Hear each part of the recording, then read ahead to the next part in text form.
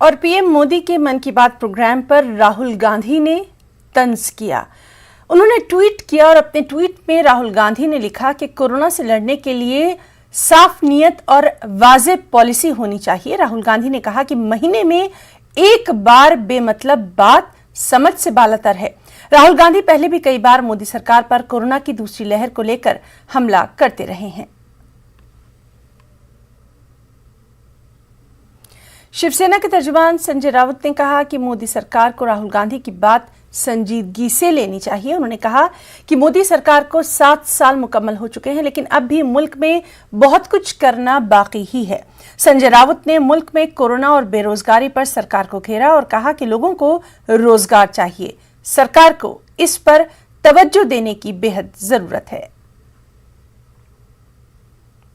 जो बात है वो बात भी गंभीरता से सुननी चाहिए। जरूर मोदी जी की जो सरकार है उनको 7 साल हो गए, हम उम्मीद कर सकते हैं और उम्मीद करनी भी चाहिए। अगर सरकार को लोग चुन कर देते हैं बहुमत से, तो उसका मतलब है कि सरकार को लोगों को विश्वास और बहुमत मिला है। लेकिन आज भी देश में महंगाई है, बेरोजगारी है, जिस तरह से कोरोना के बाद अराजकता फैली है वो कायम है। लोगों की मांगे बहुत ही कम होती है। सबको अडानी, अंबानी, टाटा, बिरला नहीं बनना है देश में। बस रोजगार चाहिए ठीक से, रोजी रोटी चाहिए ठीक से।